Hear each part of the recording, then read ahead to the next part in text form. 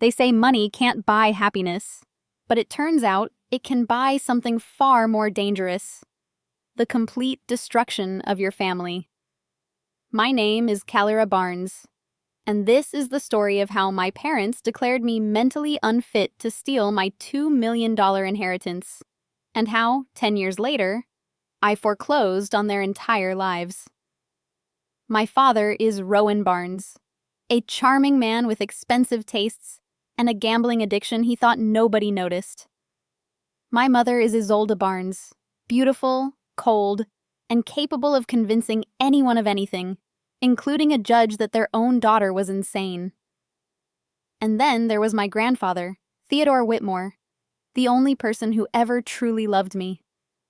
He built a real estate empire from nothing, and when he died, he left it all to me instead of them. That decision cost me everything. If you're listening from somewhere far away, drop your city in the comments so I can see how far this has traveled. And please, stay with me until the end. October rain hammered against the windows of my grandfather's study, the room where Theodore Whitmore had spent 40 years building his fortune, one property at a time. Now it smelled like old leather and grief. I was 17, just 3 weeks shy of 18. 3 days earlier, I'd found Grandpa Theo collapsed in his rose garden, pruning shears still clutched in his hand. The doctors said it was a massive stroke. He was gone before the ambulance arrived. I hadn't stopped crying since. Now I sat across from my parents and a stern-faced attorney named William Shepard, waiting to hear Grandpa's final wishes. Rowan, my father, perched on the edge of his seat, eyes bloodshot. But not from grief.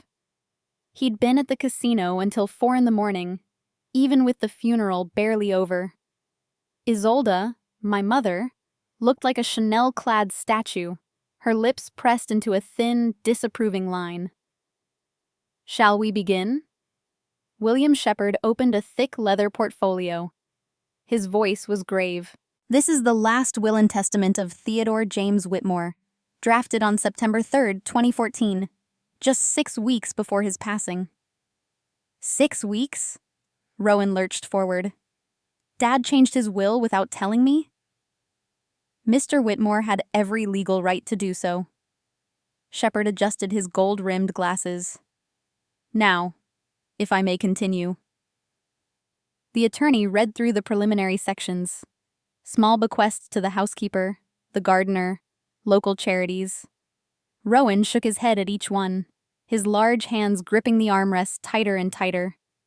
Then, Shepard paused. He looked up, his eyes landing first on me, then shifting to my parents. The remainder of the estate, including the Whitmore estate property, investment portfolio, and a trust fund valued at $2 million, Mr. Whitmore leaves to his granddaughter, Calera Margaret Barnes. Silence. Then Isolde gasped. What? The conditions are as follows, Shepard continued, his voice steady. Calera will assume full control of the trust fund on her 18th birthday, November 15th, 2014. Until that time, First National Bank of Connecticut will manage the assets as trustee. This is insane! Rowan shot to his feet, his chair scraping backward.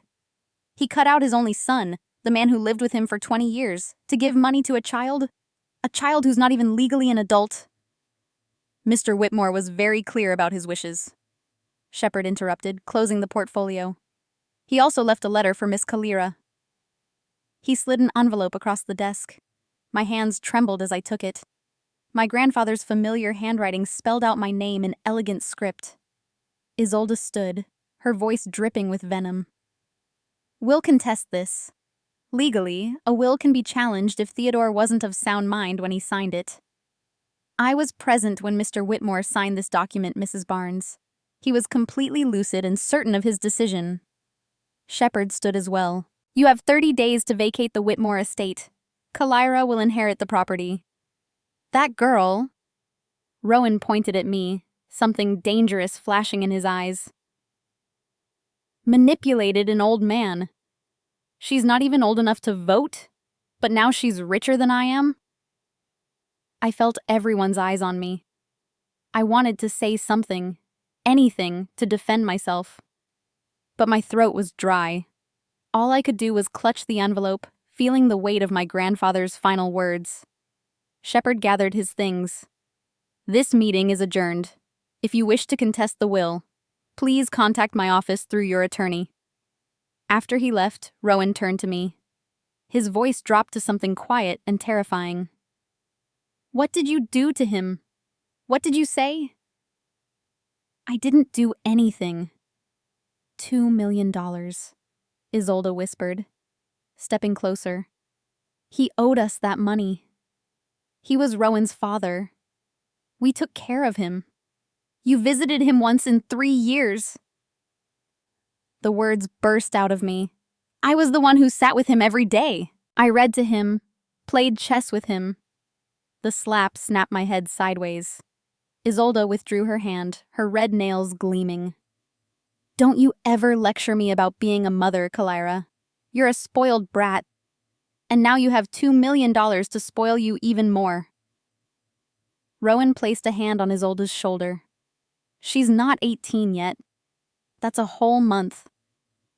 He smiled, but there was no warmth in it. A lot can change in a month. They left the room, leaving me alone with my grandfather's letter. With shaking hands, I opened the envelope. Grandpa Theo's letter. My dearest Kalira, if you're reading this, I'm gone. I'm sorry I didn't have more time. There was so much more I wanted to teach you. About business, about life, about how to survive in this world without losing your soul. I'm leaving you everything not because you're perfect, but because you're good. In a family where greed has become hereditary, you're the only thing left that's pure. Don't let them take that from you. Your parents will be angry. They'll feel betrayed. But I can't trust them with this money. I've watched them gamble. I've paid debts they thought I didn't know about. If I left them this money, it would be gone in a year. Be wise, Kalira. Be patient. Don't let anyone, not even your parents, convince you that you don't deserve this. You deserve everything. And I will always be proud of you. With all my love, Grandpa Theo. I folded the letter carefully, tears blurring my vision. I could hear my parents arguing downstairs, voices rising, furniture scraping. I woke up on the morning of my 18th birthday with a feeling I couldn't name, something between hope and dread. A month had passed since the will reading, a month that felt like living in a war zone. Rowan and Isolde had moved into a Hartford hotel but returned daily to pack their things, which really meant cataloging assets. I'd caught Isolde photographing antiques, Rowan measuring paintings. Today, I was supposed to go to First National Bank with William Shepard to sign the final papers. Today, the trust fund would become mine. The house would become mine. My future would become my own. But my head felt foggy. I'd been having trouble sleeping, not from anxiety, but from something else. My body felt strange, like I was trying to swim through syrup. I poured myself coffee from the kitchen machine. As I raised the mug to my lips, I noticed my hand trembling. Just nerves, I told myself. Today, everything changes. The doorbell rang. I looked out the window. A black sedan sat in the driveway. 2 men in suits stood at the door. One of them held a folder. I opened the door a crack. Yes? Kalira Barnes? The older man, salt and pepper hair, expressionless face, asked. Yes. My name is Wade Patterson. I'm a court-appointed conservator. He held out a sheaf of papers. This is a court order. Your parents have filed for emergency conservatorship, citing concerns about your mental health. There's a hearing at 10 o'clock this morning. We're here to escort you. The world tilted. What? No, there's been a mistake. There's no mistake, Miss Barnes. Patterson pushed the door wider. According to Connecticut law, an emergency petition can be granted if there's imminent risk. Your doctor, Dr. Preston Hayes, has provided evidence that you're experiencing a severe mental health crisis following your grandfather's death. What doctor? I don't have a doctor. I backed away. The second man, younger, with cold eyes, stepped inside. Miss Barnes, resisting will only make this worse. I'm not resisting anything. I'm supposed to go to the bank. I have an appointment. I turned to run, but my head spun. My legs wouldn't obey. I stumbled on the stairs, collapsing. Patterson caught me before I hit the ground. Are you all right? No. Something is very wrong. My head. My body. Maybe you should sit down, Patterson said, guiding me to the sofa. We'll leave in 10 minutes. And then I saw them. Rowan and Isolde emerged from the back hallway. They'd been here the whole morning. In my house. With keys. Baby, Isolde said, her voice honey over razors. We're just worried about you. After Grandpa died, you haven't been yourself. What did you give me? The words came out slurred. What did you put in my coffee? Rowan knelt down. You're being paranoid, Kalira. That's one of the symptoms. Dr. Hayes explained it to us. I don't know anyone named Dr. Hayes. I tried to stand, but my body refused. Sedatives. They drugged me. The coffee. I'd left it unattended for just a minute. That's all they needed. It's time to go, Patterson said. The court is waiting. They escorted me to the car, me in my pajamas wearing only slippers, and drove me away. I saw neighbors peeking through curtains. I wanted to scream, to tell them this was wrong, that this was fraud. But I couldn't make my words form sentences. The courtroom was a blur. I remember fragments. Rowan on the witness stand, tears streaming down his face. My daughter has changed since Dad died. She talks about things that aren't real. She hurts herself. Isolde presenting evidence. Photographs taken over the past month. Me with bruises on my arms from accidentally walking into a door. Me looking dazed in one photo, taken right after I'd cried myself to sleep. A man I'd never seen before, Dr. Preston Hayes, they called him, testifying that he'd met with me 3 times in the past month. He described me as unstable, potentially self-destructive, experiencing dissociation from reality. I tried to speak. I tried to tell the judge that I'd never met this man, that my parents had drugged me, that this was about money. But my words came out garbled, incoherent. The judge looked at me with pity. Miss Barnes, the judge said, I know this is a difficult time, but based on the evidence presented, and in your best interest, I'm granting temporary conservatorship to Rowan and Isolde Barnes, supervised by Wade Patterson. No, I whispered. Please don't. You'll be transferred to Meadowbrook Wellness Center for treatment. The judge continued. We'll review your case in 90 days. No bank, no William Shepard, no freedom, just the trap they'd been building for a month, activated on the exact day I was supposed to claim my inheritance. As they led me out of the courtroom, Rowan leaned close and whispered in my ear, Your $2 million belongs to us now, Kalira, and you'll stay in that facility until we decide to let you out. If you're smart, maybe just a few years. I wanted to fight. I wanted to scream. But the drugs had won. The world faded to black. I woke up in a white room. White walls. White floors. Even the door was white, and it had no handle on the inside. I was lying on a hard bed with a thin blanket. Fluorescent lights buzzed overhead. A sign on the wall read, Meadowbrook Wellness Center. Healing through discipline. Wellness Center, I thought bitterly. This is a prison. A staff member entered. A woman with a hard face and navy scrubs. You're awake. Good. Here's your schedule. She handed me a laminated sheet. Every hour from 6 in the morning to 10 at night was accounted for. Group therapy. Supervised meals. Behavioral education. Even bathroom time was scheduled. "What happens if I don't follow the schedule?" I asked. "Consequences," she said simply. "And you don't want consequences." In the first few days, I tried to resist. I demanded to speak with a lawyer. I demanded to use a phone. I told every staff member who would listen that I didn't belong here, that my parents had framed me. But nobody believed me. Every teenager here said they didn't belong. One night, after I refused to take my medication, sedatives I didn't need, 2 staff members dragged me to a room they called the reflection room. They strapped me into a chair for 6 hours. No water, no bathroom, just 4 white walls and the sound of fluorescent lights humming.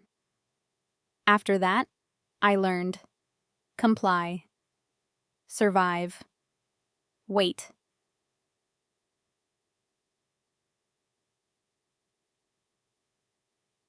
In my 3rd week, I met Nina Rodriguez. She was 19, just a year older than me, and she'd been at Meadowbrook for 8 months. She was there because her parents didn't approve of her boyfriend. That was it. In the world of the troubled teen industry, that was enough. "This place is hell," Nina whispered during lunch when the staff weren't listening. "But it's not forever. Once you turn 18, if you have money of your own, you can leave."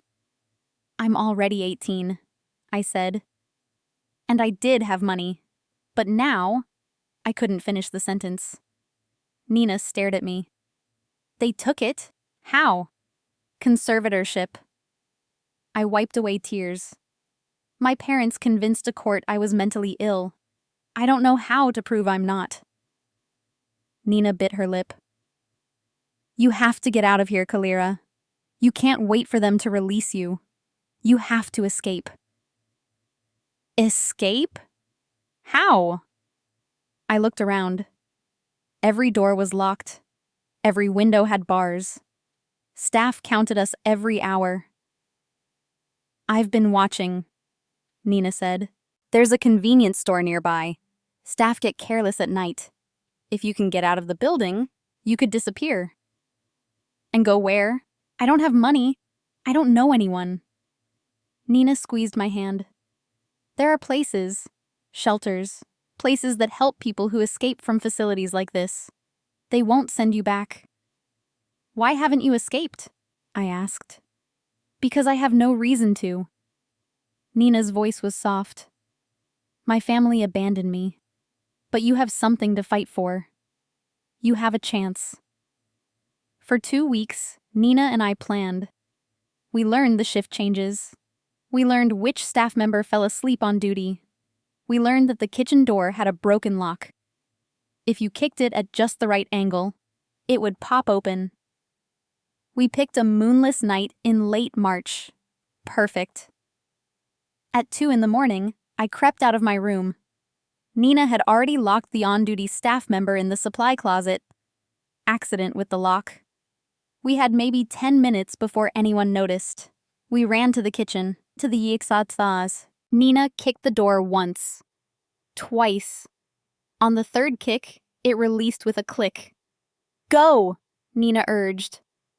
I ran outside. The March air cut like knives. I wore only a thin t-shirt and sweatpants. I ran through the woods surrounding Meadowbrook, branches scratching my face, roots tripping me. I heard sirens behind me. They'd discovered I was gone. Keep running. Don't look back.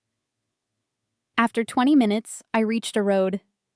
And there, like a beacon, was a small convenience store, exactly where Nina said it would be. I stumbled inside, shaking uncontrollably. The store manager, a tall, thin man with a gray beard, stared at me. "Jesus, are you okay?"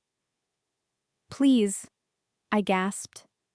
"Don't call Meadowbrook. Don't send me back. My parents." I collapsed onto the floor, sobbing. The man looked at me for a long moment. Then he nodded. "I won't call anyone, but you can't stay here. They'll come looking." "I know. I just need a phone." One call. He handed me his cell phone. I stared at it, my mind blank. I didn't know anyone's number. I had no friends. My family had betrayed me. Then I remembered. William Shepherd, the attorney. I remembered his number from the business card he'd given me at the will reading. I dialed with trembling fingers. The phone rang. Once, twice, 3 times. Please pick up, please. William Shepherd speaking. His voice was hoarse, sleepy. Mr. Shepherd, this is Kalira Barnes. I need help. Within an hour, William Shepherd arrived at the convenience store, but he didn't come alone. Kalira, this is Margaret Sullivan, he introduced. A woman in her 60s stepped out of the passenger seat. She had short silver hair and sharp blue eyes that seemed to read my entire story in a single glance. Call me Maggie, she said. William called me. He thought I might be able to help. Who are you? I asked, my voice still shaking from cold and exhaustion. I'm a retired attorney. I specialized in family law and children's rights. Maggie draped her coat over my shoulders. And from what William told me, your parents just committed one of the most egregious acts of fraud I've ever heard of. So we can sue them? Hope flared in my chest for the first time in months. We can get the trust fund back? Maggie and William exchanged a look. It's more complicated than that, William said slowly. The conservatorship order is technically legal. They had a doctor testify. They had evidence, however fabricated. But it's all lies. I know, William said gently. But the legal system moves slowly. To overturn the conservatorship, we need to prove fraud. That means building a case. And that will take time. How long?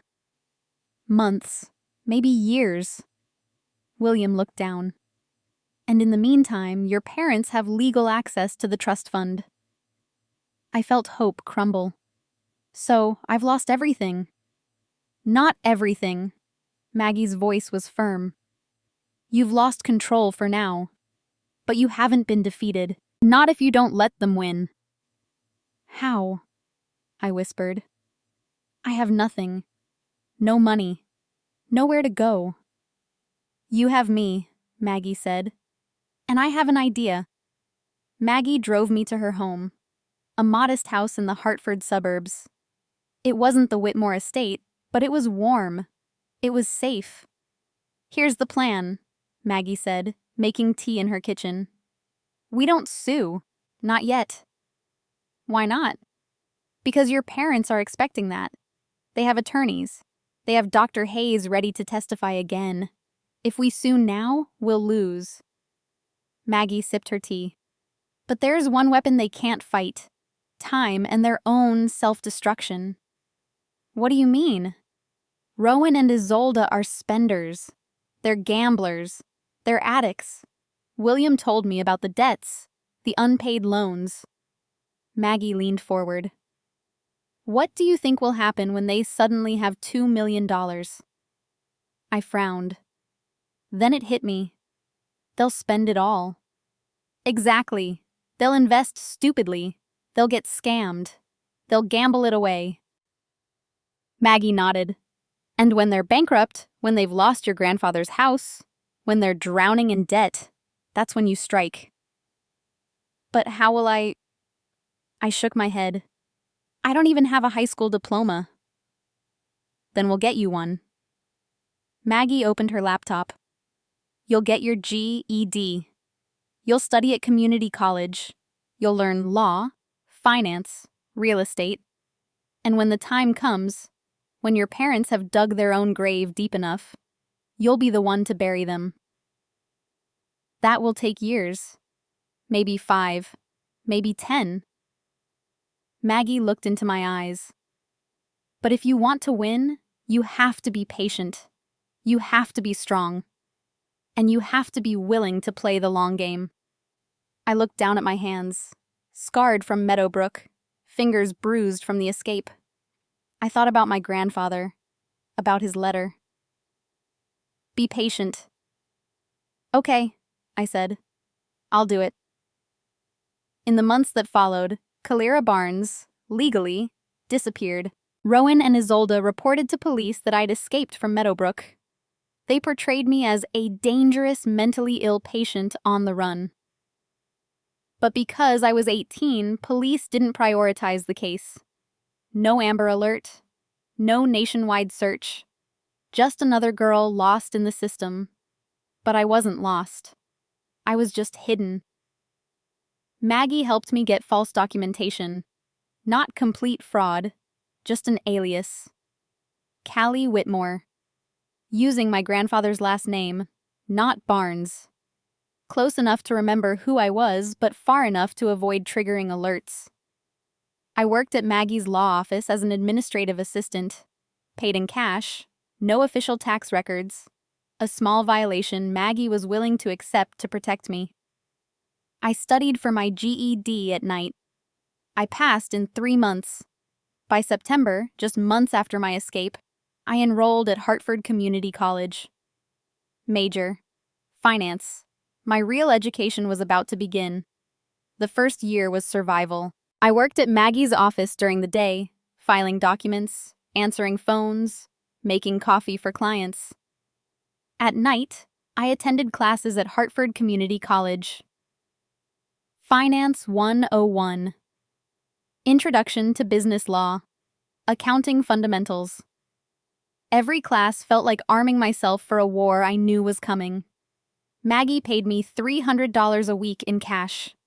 It wasn't much, but it was enough for a room in her house, food, and textbooks. More importantly, it kept me invisible.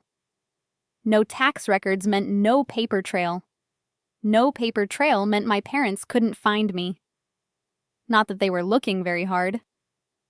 One evening in late autumn, about 6 months after my escape, Maggie called me into her study. She had papers spread across her desk, printed articles, financial documents, photographs. "I have been doing some research," she said, gesturing for me to sit. "On your parents." My stomach tightened. "And?" "They're spending exactly as we predicted. Fast." She slid a printout across the desk. "This is from William Shepard. He's been monitoring the trust fund account. He still has limited access as the executor of your grandfather's will." I looked at the numbers. In just 6 months, the balance had dropped from $2 million to $1.4 million. $600,000 gone. "Where did it go?" I asked. Maggie pulled out another document. "Gambling losses. $150,000 at Atlantic City casinos. Your father has a platinum card there now. They comp his rooms." She slid over another paper. "Your mother bought a Mercedes S-Class. $120,000. Cash. They're burning through it. Like it's nothing." Maggie leaned back. "But here's what's interesting. They're not just spending, they're investing. Or trying to." She showed me another document. A contract for a luxury resort development in Turks and Caicos. Rowan and Isolde had put $400,000 into it. "Is it legitimate?" I asked. "On paper, yes, but I had a colleague look into it. The developer has a history of projects that go nowhere. This one's already behind schedule and over budget." Maggie tapped the page. "I give it 2 years before it collapses. They'll lose every penny."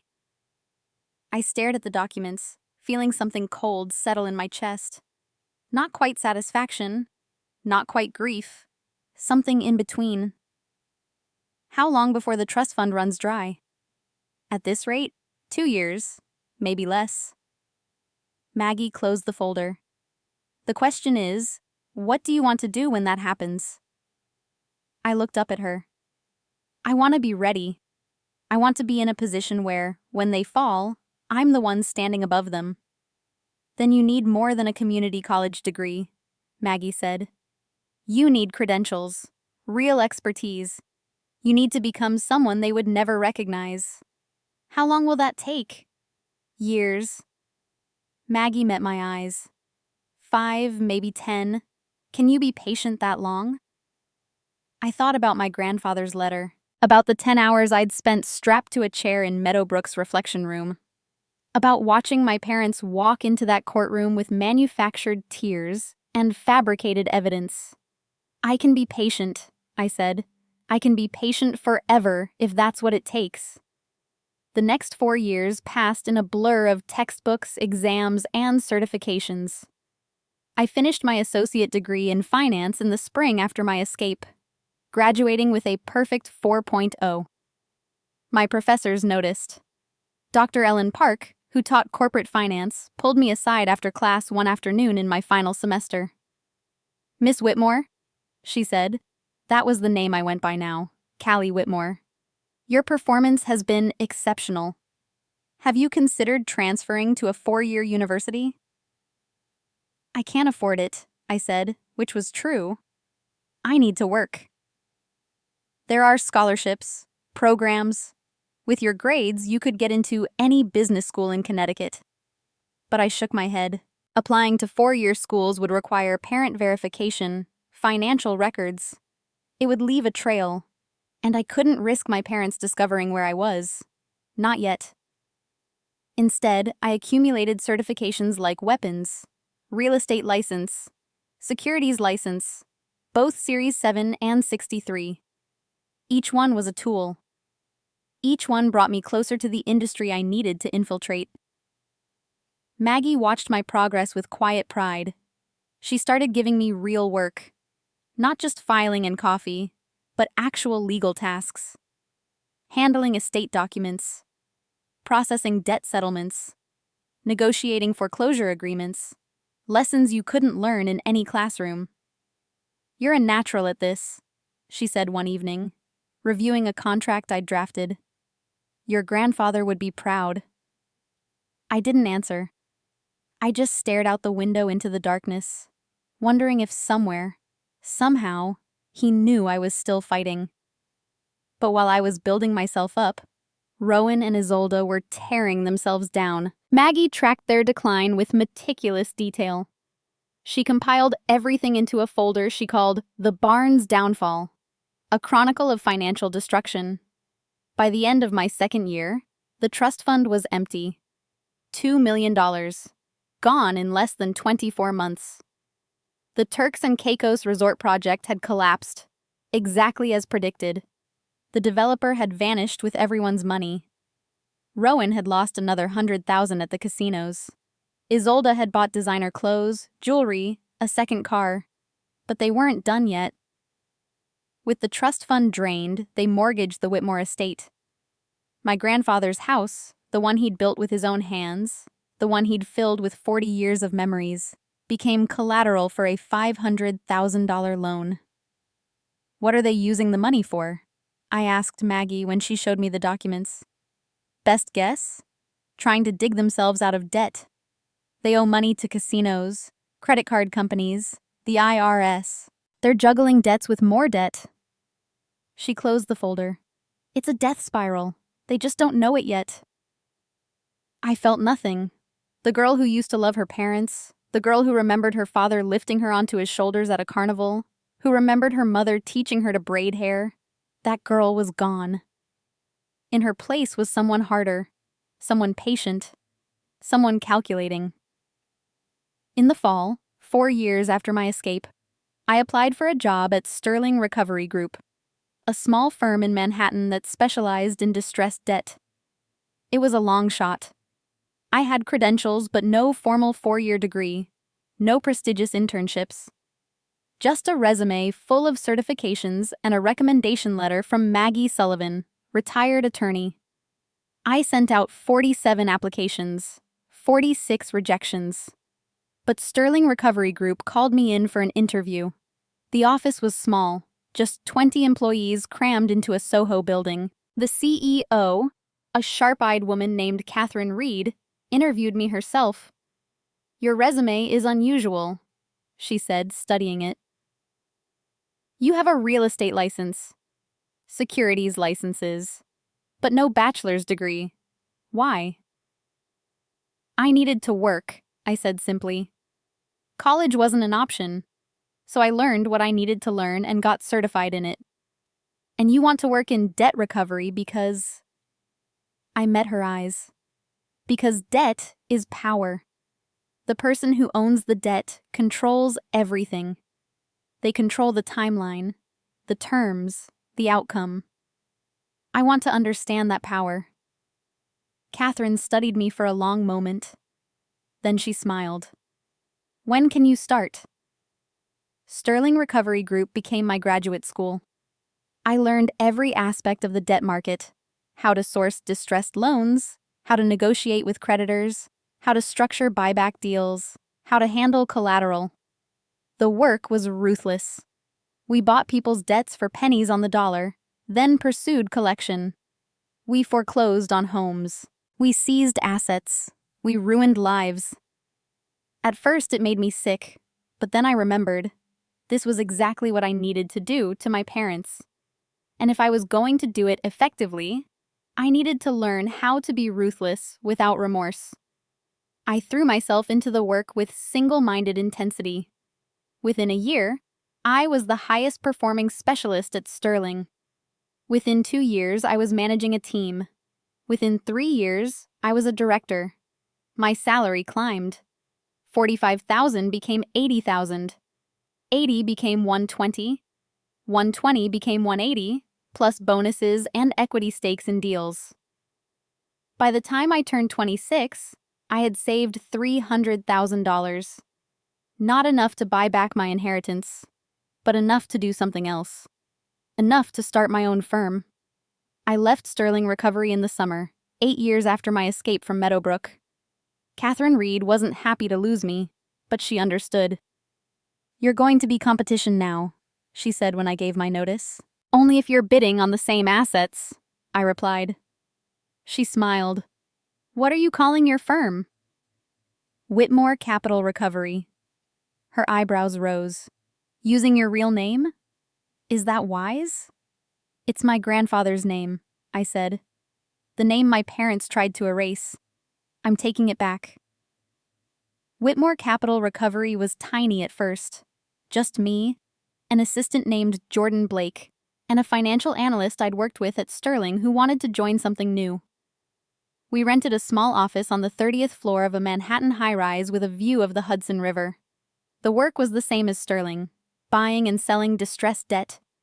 But now I controlled which debts we pursued, and I had a very specific portfolio in mind.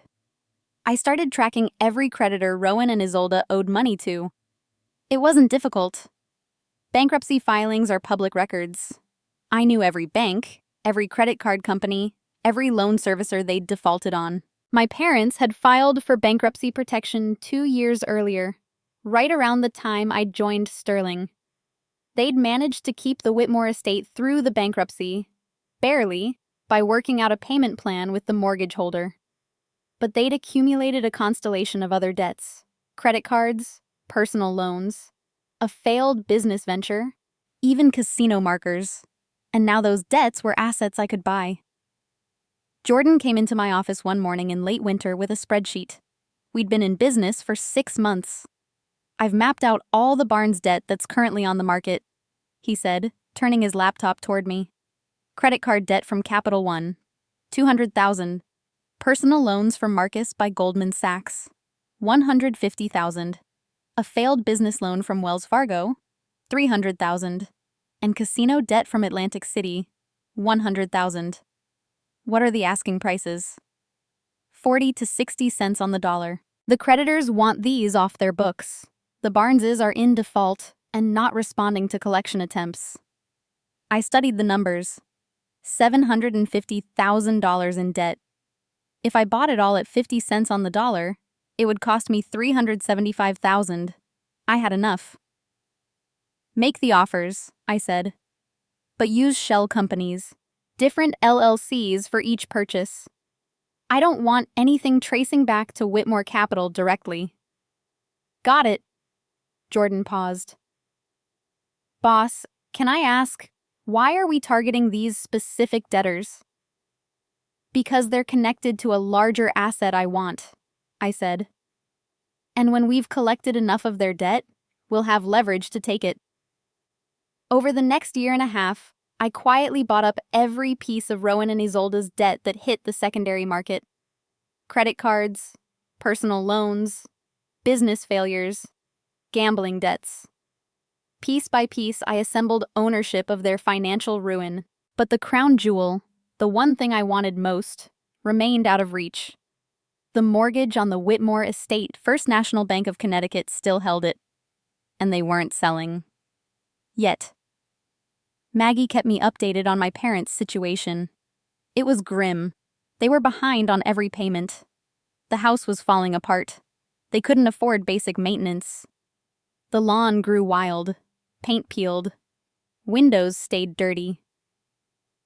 They're trying to hang on, Maggie told me over dinner one evening. But they can't. The mortgage payment is $4,000 a month. They're 3 months behind. The bank is starting foreclosure proceedings. When? Soon. Maybe by autumn. I felt something shift in my chest. Not excitement exactly. More like the feeling of watching a long-planned machine finally start to move. Tell me when the bank officially forecloses, I said. I want to know the moment that property goes to auction. The call came on a rainy October morning, exactly 10 years after my grandfather's will was read. Kalira, Maggie's voice was careful on the phone. First National just filed foreclosure papers. The Whitmore estate is going to auction in 30 days. What's the opening bid? $900,000. That's what's left on the mortgage. I did the math in my head. I had $800,000 in liquid capital. Not quite enough, but I had assets. The debt portfolio I'd been building. I could leverage that. I could get a bridge loan from Sterling's old investors.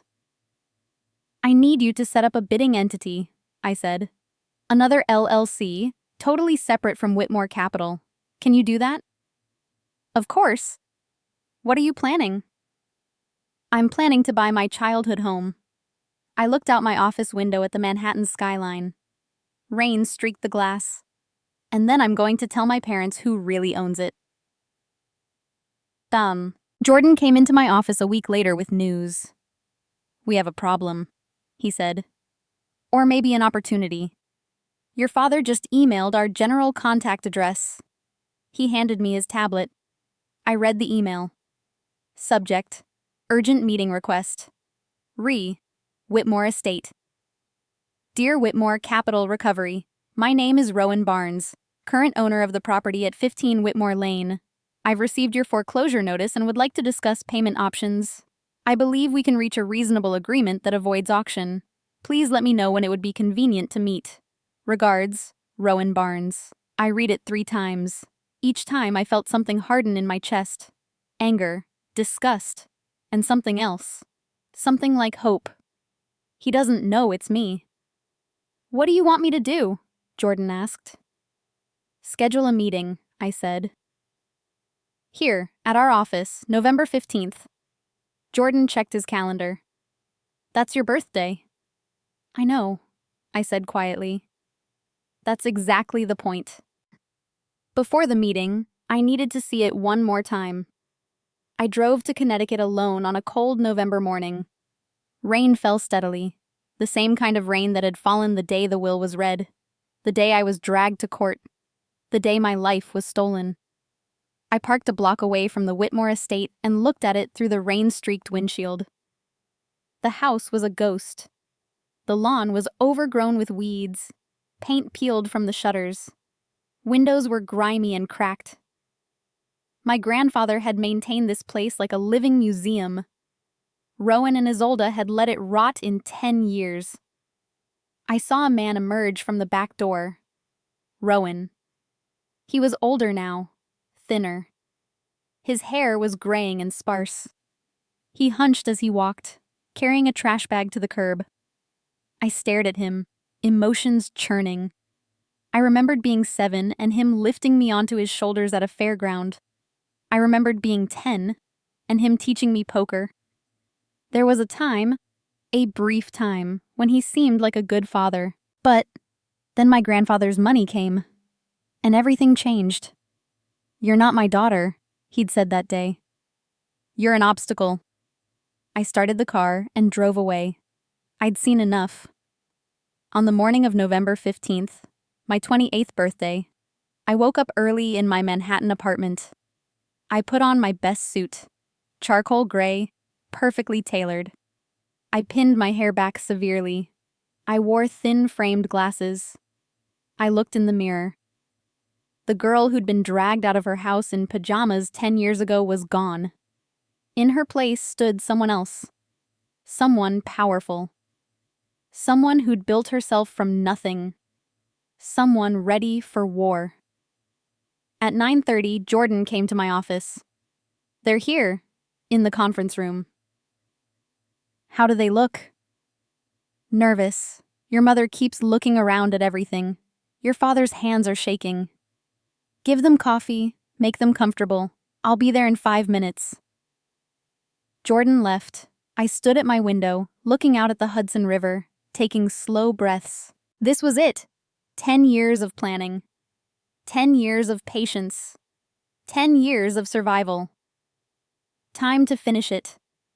I walked into the conference room at exactly 9:45. Rowan and Isolde sat in leather chairs, both looking diminished. Rowan wore a suit that was too big for him. He'd lost weight. Isolde's designer clothes were years out of date. They both looked older than they should, worn down by a decade of bad decisions. "Mr. Barnes, Mrs. Barnes," I said, my voice calm and controlled. "Thank you for coming. I'm the CEO of Whitmore Capital Recovery." I sat down across from them without offering a handshake. "We appreciate you meeting with us," Rowan began. "We'd like to work out a payment plan." "There is no payment plan," I cut him off. "You owe $1,650,000. Full payment, or we foreclose." "But that's impossible!" Isolde burst out. "We can pay over time." "You've had 10 years to pay over time," I said. "You chose not to." Rowan leaned forward. "Who are you?" "I want to speak to someone with authority." "I have the authority, Mr. Barnes." I removed my glasses slowly, cleaning them with a cloth. "In fact, I'm the only one with authority." I set my glasses on the table and looked directly into Rowan's eyes. "Hello, Father." Silence. Rowan stared. Isolde stood so abruptly her chair fell backward. "No," Isolde whispered. "That's not possible." "Kalira?" Rowan's voice was hoarse. "Nobody's called me that in 10 years, I said calmly.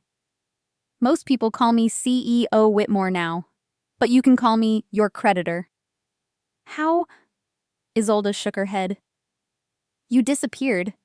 We thought you were dead, homeless, living in a ditch somewhere." I smiled coldly. "No, I was building this." I pulled a thick folder from my briefcase and dropped it on the table. It fell open, revealing the first page. Debt summary. Rowan and Isolde Barnes. Total outstanding debt, $1,650,000. Creditor Whitmore Capital Recovery, LLC. Owner Kalira M. Barnes Rowan stared at the document, his face draining of color. "You bought our debt?" "Every single dollar," I confirmed. "Your credit cards, your personal loans, your business failures, even your casino markers, Father." I pulled out another page, placing it on top. "And of course, the mortgage on the Whitmore estate." "But that's... you can't," Rowan stammered. "I can, and I did." I leaned forward. "Do you want to know the best part? I bought all of it cheap. Credit cards, 60 cents on the dollar. The mortgage, 60 cents on the dollar. I spent less than $1 million to buy your entire financial life." Isolde was trembling. "You can't do this. We're your parents." "You were my parents." I cut her off, my voice like steel. Until you decided $2 million was worth more than your daughter. You drugged me. You framed me. You locked me in a facility and left me to rot. We thought, Rowan's voice broke. We thought you needed help. Don't. I slammed my hand on the table. My voice didn't rise, but it carried force that made them both flinch. Don't lie. Not to me. Not now. I stood up, walking around the table, each step deliberate. You didn't think I needed help. You thought I was in your way. Grandfather left me everything because he knew. He knew you would waste it. He was wrong, Rowan tried. We invested. You gambled, I corrected. You spent money on stupid things. You lived like royalty while I was trying to survive. I stopped behind their chairs, my voice dropping to something soft but cold. You told me I wasn't mentally fit to keep grandfather's money. That I was too unstable, too dangerous. Turns out, I was the only person in this family fit to handle it. Isolde turned in her chair. So what now? You're going to kick us out of our home? Exactly. I returned to my seat, sitting with perfect calm. You have 30 days to vacate. After that, the property is mine. We have nowhere to go, Rowan said quietly. Then you should have thought about that 10 years ago. My voice was unmoved.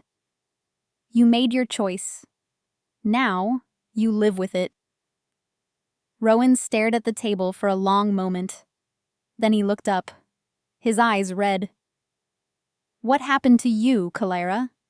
You used to be... What? I interrupted. Sweet? Trusting? Easy to manipulate? I stood. She died in Meadowbrook, the day you had me strapped to a chair for 6 hours, the day I realized my own parents were monsters. I walked to the door, then paused. 30 days. Jordan will send you the eviction paperwork. Kalara, Isolde's voice cracked. Please. I opened the door without looking back. It's CEO Whitmore. You lost the right to call me your daughter 10 years ago. I left them sitting in the conference room, stunned and broken. And I felt nothing. No satisfaction. No victory.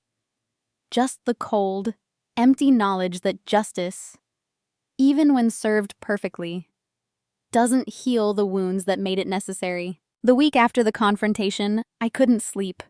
Not because of guilt, I felt none of that, but because my mind wouldn't stop replaying the moment. The look on Rowan's face when he realized who I was. The way Isolde's hands had trembled. The absolute silence that followed my revelation. I'd imagined that moment for 10 years. In my imagination, it was triumphant, victorious, sweet. In reality, it was just hollow. Jordan noticed. He brought me coffee on a gray November morning, setting it on my desk carefully. You okay, boss? I'm fine. You don't look fine. You look like you haven't slept in days. I turned from the window. What did you expect? That I'd be celebrating? Maybe? He sat down across from me. You just won. After everything they did to you, you got justice. That's supposed to feel good. It doesn't feel like anything, I admitted. I thought it would. I thought when I finally faced them, when I finally took everything from them the way they took everything from me, I'd feel something. Relief, satisfaction, peace. But you don't. No. I sipped the coffee. It was bitter. I just feel empty. Jordan was quiet for a moment. Maybe that's the point. Maybe revenge isn't supposed to make you feel good. Maybe it's just supposed to make you feel finished. Am I finished? I asked. Are you? I wasn't, because Rowan didn't give up easily. Over the next week, he tried everything. He hired an attorney to sue Whitmore Capital. The case was dismissed within days. Our ownership of the debt was completely legal. He contacted media outlets trying to spin a story about a father trying to help his mentally ill daughter. Nobody ran it. The story of a wealthy family losing their estate to their own daughter after committing conservatorship fraud? That wasn't sympathetic. That was karma. He even showed up at my office building one afternoon, trying to get past security. I watched on the lobby cameras as 2 guards escorted him out, his voice rising in desperation. "Kalira, please, I need to talk to you. Just 5 minutes, please." I turned off the monitor. I didn't go down. But then, on a cold December morning, 2 weeks after the confrontation, my assistant buzzed me. "CEO Whitmore, there's someone here to see you. She doesn't have an appointment, but she says it's urgent. Her name is Isolde Barnes." I stared at the phone. Part of me wanted to say no, to have her removed. But a smaller part, the part that still remembered being 7 years old and having my mother braid my hair, was curious. "Send her in." Isolde walked into my office alone. No Rowan, no attorney. She wore a coat that had been expensive once, but was now worn at the elbows. Her makeup didn't quite hide the dark circles under her eyes. "Thank you for seeing me," she said quietly. I didn't invite her to sit. "What do you want?" She stood in the middle of the room, looking smaller than I remembered. "I'm not here to beg. I'm not here to ask for mercy. I know we don't deserve that." "Then why are you here?" I wanted to explain. She met my eyes. "I know that won't change anything. I know it won't fix what we did. But I need you to understand. It wasn't always like this. I did love you once." I laughed, a bitter sound. "You have a strange way of showing love. After your grandfather left you that money." She shook her head. "It changed everything. We owed so many people, dangerous people, and Theodore just cut us out completely. Because he knew you'd waste it." I stepped closer. "He knew you'd gamble it. He knew you'd lose it. That's why he gave it to me, to protect it from you." "And he was right," Isolde whispered. Tears formed in her eyes. "We lost all of it, in 2 years. We tried to invest, we tried to make it grow, but we just made everything worse. So what do you want from me now? Sympathy?" "No." She wiped her eyes. "I don't deserve that. I just wanted you to know. I'm sorry. I know it doesn't mean anything. I know it doesn't change what we did, but I'm sorry." I looked at the woman who'd given birth to me, who'd taught me to read, who'd sung me lullabies when I was small. Now she was just a stranger with familiar features.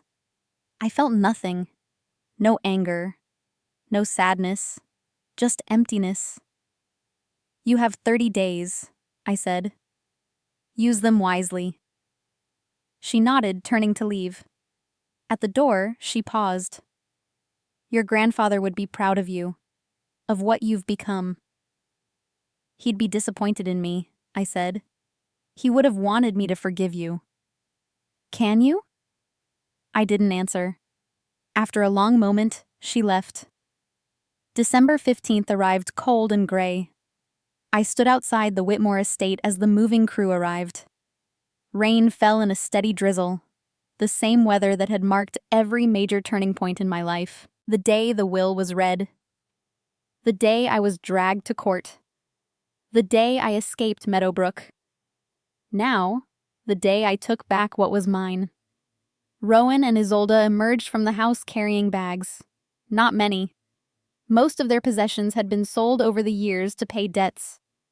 What remained fit in the back of an old Honda Civic. Not the Mercedes Isolde had bought with my inheritance. They saw me standing there. For a moment, none of us moved. Then Rowan walked over, his steps slow and tired. Up close, he looked even older, lines carved deep around his mouth, gray stubble on his jaw. "Where will you go?" I asked. Not because I cared, but because I was curious. "We have an apartment, in Hartford, 1 bedroom. His voice was rough. It's not much, but it's what we can afford now. I nodded. That's more than some people have. More than you had, he said quietly. When we threw you out. The admission hung between us. An acknowledgement, finally, of what they'd done. I didn't do this to hurt you, I said. I did this to take back what belonged to me. We know. Isolde had joined us, standing beside Rowan. She looked up at the house, the place she'd lived for 20 years. Your grandfather would be proud of you. You already said that, I replied. Because it's true. She met my eyes. You survived everything we did to you. You built yourself up from nothing. You won. That takes strength we never had. Rowan reached out, as if to touch my arm, then thought better of it. His hand fell. Can you ever forgive us? I looked at them both, these people who'd given me life, then tried to destroy it. I felt nothing. No hate, no love, just a vast, empty distance. I don't know, I said honestly. Maybe someday, but not today. They nodded, accepting that. They climbed into their Honda and drove away, not looking back. I watched them disappear down the tree-lined street, then turned to face the house. My house. My grandfather's house. Mine. The restoration of the Whitmore estate took 3 months. I hired the best contractors in Connecticut. They stripped away 10 years of neglect, replaced rotted wood, repainted every surface, restored the gardens, fixed the plumbing, updated the electrical. I went through my grandfather's old photographs, recreating the house exactly as it had been when he was alive. The roses, the oak bookshelves in the study, the chandelier in the dining room, everything. Maggie came by one afternoon in late winter, walking through the restored rooms with wonder. It's beautiful, she said, just like I remember it from the photos. I wanted it to be right, I said.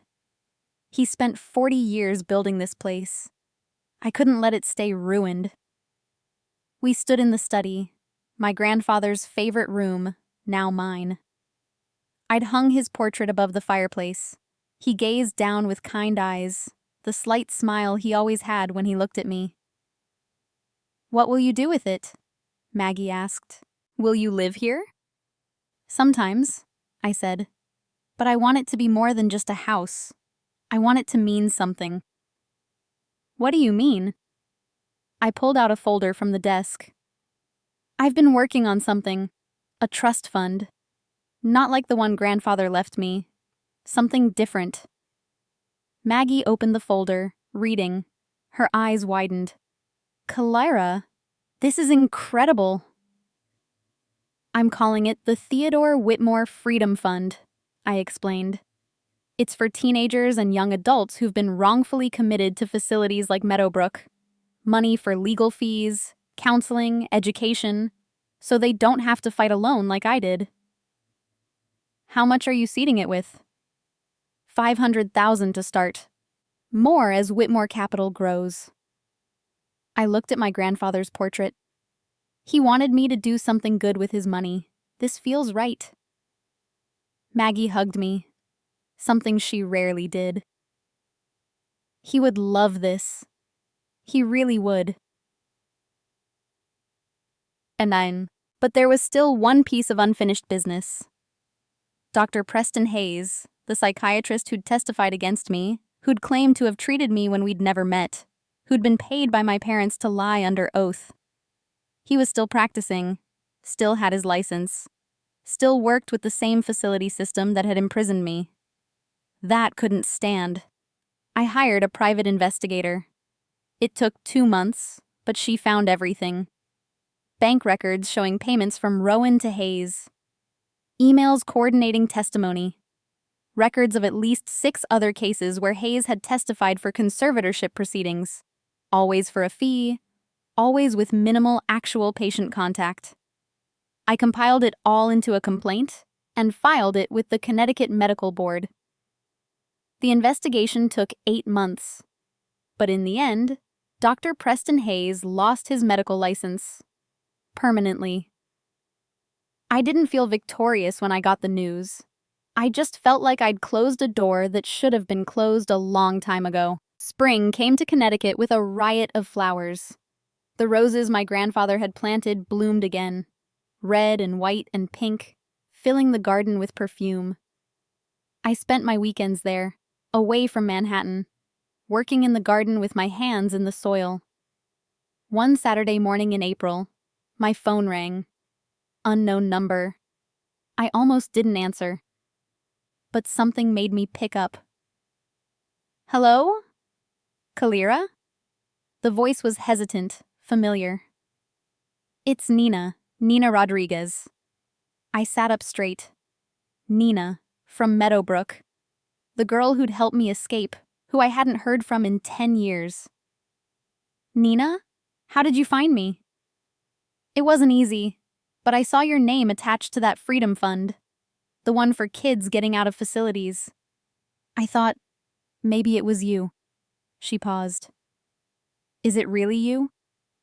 It's really me. I can't believe it. Her voice was thick with emotion. When you escaped, I never knew what happened to you. I hoped you made it, but I didn't know. And now you're a CEO? You started a fund? I did, I said. And Nina, I never thanked you for helping me that night. You gave me a chance when I had nothing. You would have done the same for me. She was quiet for a moment. The fund you started, it's already helping people. I work with foster kids now, and 3 of them have gotten support from your foundation. You're changing lives, Kalira. We talked for an hour. She told me about her life, how she'd gotten out of Meadowbrook, gotten her degree, become a social worker. I told her about the decade I'd spent building myself back up, about facing my parents, about taking back what was mine. You won, she said at the end. You really won. I survived, I corrected. That's not quite the same thing. It's better, she said. Winning is about beating someone else. Surviving is about saving yourself. On a warm morning in mid-May, exactly 10 years and 6 months after my grandfather's funeral, I woke up in my childhood bedroom at the Whitmore estate. I walked downstairs to the kitchen, made coffee, and carried it out to the garden. The roses were in full bloom. Birds sang in the oak trees. The morning sun turned everything gold. I sat on the bench where my grandfather used to sit, where I'd found him that terrible day 10 years ago. I opened the drawer of the small garden table and pulled out something I'd kept for a decade, his letter. I unfolded the worn paper and read it again. Be wise, Kalira. Be patient. Don't let anyone, not even your parents, convince you that you don't deserve this. You deserve everything, and I will always be proud of you. I folded the letter carefully and looked around the garden. Everything he'd built was still here. The house, the roses, the legacy. And I'd saved it. Not just saved it, I'd expanded it. The Freedom Fund was helping dozens of kids. Whitmore Capital was thriving. I'd taken what my parents tried to destroy and made it something better. I did it, Grandpa, I whispered to the morning air. I took it all back. A breeze rustled the roses, carrying their scent, and for just a moment, I could have sworn I felt his hand on my shoulder, the way he used to rest it there when I was small. His silent way of saying he was proud. 1 year later, Jordan found me in my Manhattan office on a crisp November morning, 1 year after the confrontation with my parents. You have mail, he said, handing me an envelope. Hand-delivered, no return address. I opened it carefully. Inside was a single card, simple, cream-colored paper with handwritten text. Dear Kalira, we saw the article about the Freedom Fund in the Hartford Courant. We read about the kids you're helping, the lives you're changing. We wanted you to know we're proud of what you've built. Not because we have any right to be, but because it's true. We know we don't deserve forgiveness. We know what we did was unforgivable. But if there's ever a time when you're ready to talk, not as creditor and debtor, but as people, we would like that. Until then, know that we're sorry. Every day. For everything. R and I. I read it twice, then I set it on my desk, next to a photograph of my grandfather. "What will you do?" Jordan asked. I looked at the letter for a long moment.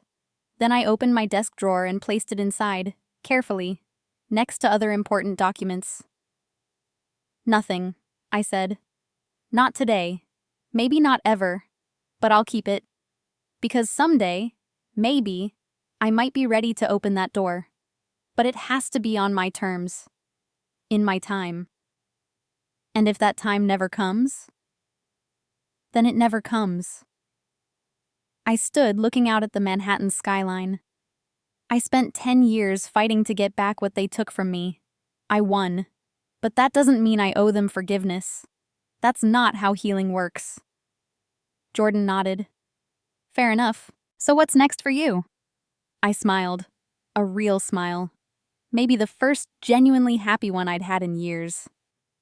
"I'm going to keep doing what I'm doing. Building Whitmore Capital. Growing the Freedom Fund. Helping kids who are trapped the way I was trapped. And living my life the way Grandpa wanted me to. With strength, with wisdom, and without letting anyone make me feel like I don't deserve to be here." Sounds like a good plan. It's the only plan. I picked up my coffee, toasting the window. "To survival." "To survival," Jordan echoed. I went back to Connecticut that weekend. The Whitmore estate was hosting its first annual fundraiser for the Freedom Fund. The gardens were decorated with lights. Tables were set up on the lawn. 200 people had come. Donors, advocates, former facility residents who'd been helped by the fund, social workers like Nina. I stood on the back terrace in a navy dress, watching the party. Maggie found me there, handing me a glass of champagne. "Quite a turnout," she said. "It's more than I expected," I admitted. "When I started this, I thought maybe we'd help a handful of kids. Now we're looking at helping hundreds." "Your grandfather would be over the moon." Maggie clinked her glass against mine. "You took his legacy and made it something beautiful." "I just did what he would have wanted." "No." Maggie shook her head. "You did what you wanted. You took the pain of what happened to you and transformed it into something that helps others. That's not your grandfather's legacy. That's yours." I felt tears prick my eyes, happy tears for once. "Thank you, Maggie. For everything. For saving me. For believing in me. For teaching me how to fight." "You didn't need me to teach you that," she said. "You already knew how. You just needed someone to remind you that you were strong enough." At the end of the night, after the guests had gone and the catering staff had cleaned up, I walked through the empty house alone. I stopped in my grandfather's study. My study now. I'd framed his letter and hung it on the wall beside his portrait. The two most important things he'd left me. His words and his face. Both watching over me. I sat at his desk, my desk, and opened my laptop. I had emails to answer, deals to review, fund applications to process. The work of building something meaningful never stopped. But before I started, I did something I'd been doing every day for 10 years. I opened a document on my computer, a journal I'd been keeping since Meadowbrook. 10 years of entries, 10 years of survival, planning, fighting, winning. I added a new entry. November 15th, 2025. Age 29. 10 years exactly since the confrontation. 10 years since I looked my parents in the eye and told them I'd won. Tonight, I hosted a fundraiser that raised $300,000 for kids who need help escaping facilities like the one that held me. Next month, we're opening a legal clinic specifically for conservatorship abuse cases. Next year, we're planning to expand nationally. I don't know if I'll ever forgive Rowan and Isolde. I don't know if I need to. Some wounds are too deep for forgiveness. Some betrayals are too fundamental. But I know this. I survived.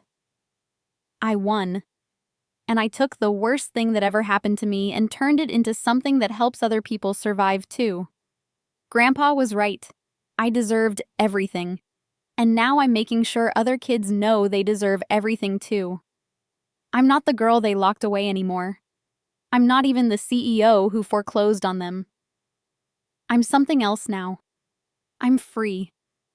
Finally, truly free. And that's the best revenge of all. I saved the entry and closed the laptop. Through the window, I could see the garden, the roses my grandfather had planted, the oak trees, the stars. I thought about the girl I'd been 10 years ago, 17, scared, broken by betrayal. I thought about the woman I'd become, strong, successful, capable of mercy, but not weak enough to be manipulated again. I thought about my parents, living in their one-bedroom apartment, living with the consequences of their choices. And I thought about my grandfather, wherever he was, watching me carry forward his legacy in ways he never could have imagined. I hope you're proud, Grandpa, I whispered to the empty room. Because I am. For the first time in 10 years, I'm proud of who I've become. The house was silent, but somehow I felt like he'd heard me. And that was enough. Thank you so much for staying with me until the end of this story. It's been a long journey, 10 years condensed into one telling. But I hope it showed you that survival isn't just about living through something terrible. It's about what you build afterward. It's about taking the worst moment of your life and refusing to let it be the last word. If this story moved you, if it made you think, if it reminded you that even when everything is taken from you, you still have the power to rebuild, please hit that subscribe button. There are more stories like this, more journeys of survival and strength and justice, and I'd love to share them with you. Thank you for listening. Thank you for being here. And remember, you are stronger than whatever tried to break you. You deserve everything.